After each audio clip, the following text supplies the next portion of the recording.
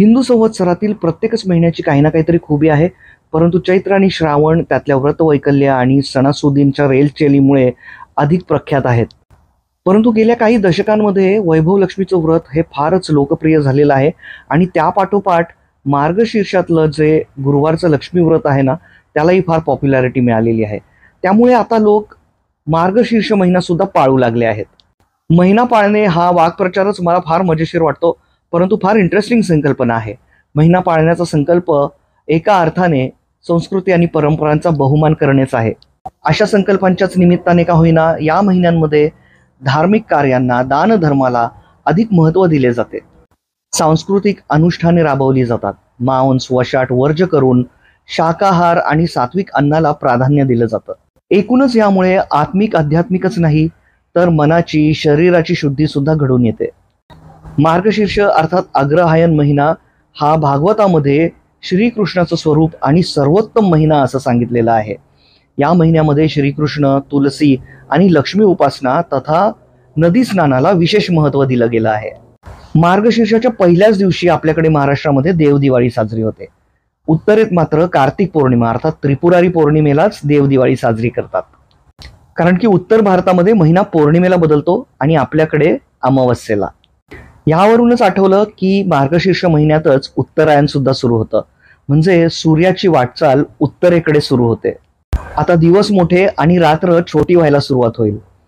हिवाळा, वसंत आणि उन्हाळा हे 3 ऋतू आता आपल्याला पुढच्या 6 महिन्यात अनुभवता येतील. डिसेंबर ते जून असा उत्तरायणाचा कालावधी राहील.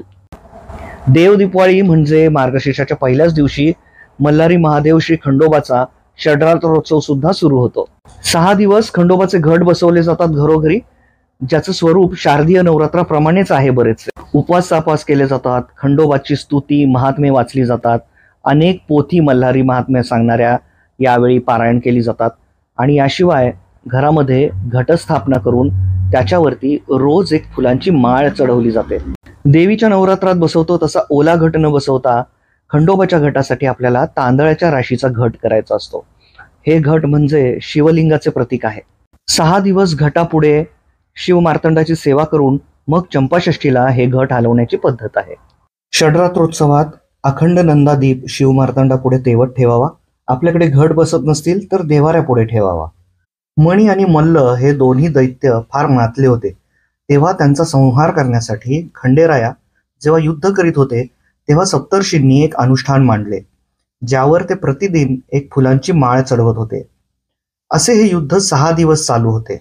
मणी खंडेरायाला शरण आला आणि मल्लाचा संहार करून खंडेराया मल्हार म्हणून प्रसिद्ध झाले. युद्धाच्या अखेरीस देवाधिकांनी सदानंदाचा येळकोट, मल्हारीचं चांग भलं असा जयघोष करीत खंडोबावर पुष्पवृष्टी केली. तो दिवस षष्टीचा आणि ती फुलं चाफ्याची म्हणून त्या दिवसाला चंपाषष्ठी म्हणून ओळख मिळाली आणि खंडोबाला चाफ्याची फुलं अर्पण करण्याची पद्धत सुरू झाली. चंपाषष्ठीलाच वांगी सठ म्हणून सुद्धा साजरी करतात. या दिवशी खंडोबाचे घट हलवले की वांग्याचे भरीत, ज्वारी किंवा बाजरीचा रोडगा, कांदा पात आणि खीर असा नैवेद्य केला जातो. चातुर्मासात जे वांगी, कांदा, लसूण असे वातप्रवर्तक आणि तामसी जिन्नस वर्ज करतात ते ह्यापुढे या भाज्या पुन्हा खाण्यास उपयोगात आणू शकतात.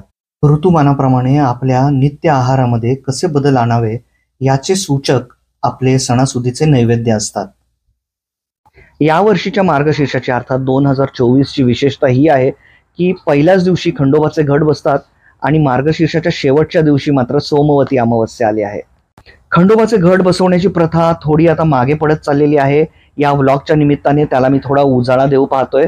परंतु कोई बात नाही, या मार्गशीर्षामध्ये आपल्याला चंपाषष्ठी आणि सोमवती अमावस्या असे 2 पर्वणीचे दिवस मिळत आहेत, ज्या दिवशी आपण खंडोबाची सेवा करू शकतो आणि पर्यायाने तुम्ही खंडोबाच्या कुठल्याही स्थानाची यात्रा सुद्धा करू शकता.